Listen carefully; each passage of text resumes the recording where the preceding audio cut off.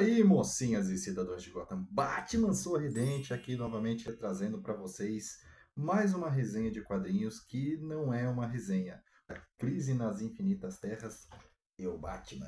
Tem o link para compra de todas as HQs que eu estou mostrando aqui no vídeo, eu vou deixar aí na descrição para vocês. Mas é o seguinte, já se inscreve no canal, deixa o seu like, não esquece de compartilhar esse vídeo e vamos nessa!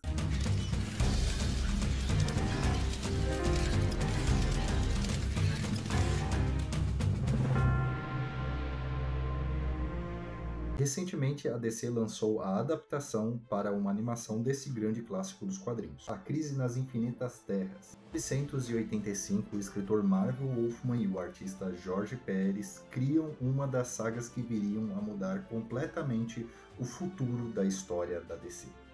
Quem já leu essa saga, o que não é muito difícil, porque existem diversas republicações, apesar dela ter sido escrita e publicada no ano de 85, aqui no Brasil em 1986, sabe o quanto esta saga é importante para o universo DC. A história acabou dando um reset, dando uma zerada completamente no universo da DC e acabando com diversas terras paralelas que existiam na época. Obviamente, a gente sabe que essas terras voltaram a aparecer nos quadrinhos da DC e também em outras mídias, né? Então, mais de uma vez, desde 1985, que ela foi publicada, como, por exemplo, a Zero Hora, que veio logo após a morte do Super-Homem, com os acontecimentos na vida do Lanterna Verde, que acabou se tornando o Parallax. Então isso dá a possibilidade de novos leitores poderem acompanhar o universo DC sem ter que ler os quadrinhos desde os anos 40, né? Começaram as aventuras do Batman, do Super-Homem, onde começou a DC. Muitos escritores utilizam das referências das histórias antigas para escrever histórias novas.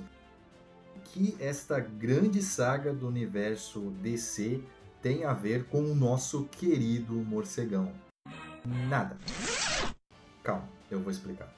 Batman, ele não teve quase nenhuma participação na Crise nas Infinitas Terras. É um roteiro que falava de coisas muito cósmicas e o nosso querido morcegão, ele é simplesmente um ser humano com muito preparo, então ele não teve uma grande participação ativa nesta saga. Ele é a participação de heróis mais poderosos, como por exemplo o Super-Homem, que teve 3 versões dele participando da crise, e também o Ash Barry Allen, que acabou se sacrificando.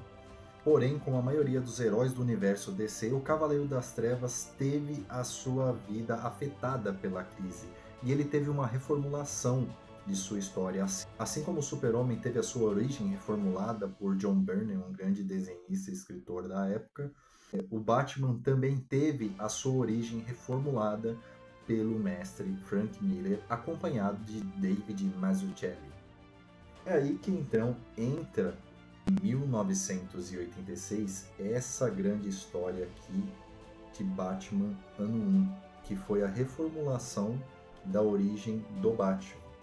Apesar da essência da história do Batman não ter sido muito alterada desde o início, ela é bem parecida desde que ela foi contada a primeira vez nos anos 40, aqui na Batman número 1.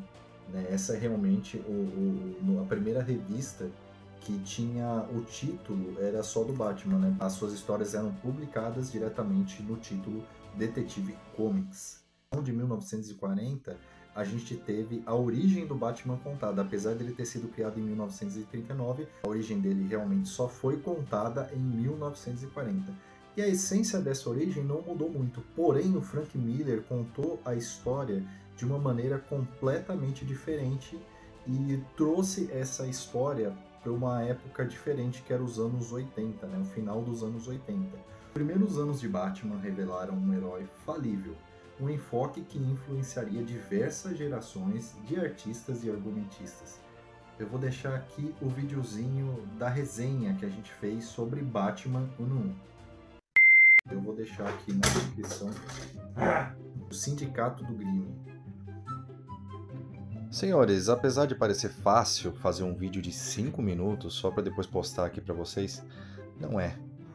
Então eu vou pedir algo que ajuda demais o nosso canal, que é você se inscrever no canal, deixar seu like e compartilhar esse vídeo. E no final eu vou deixar mais 2 vídeos para vocês, então clica lá.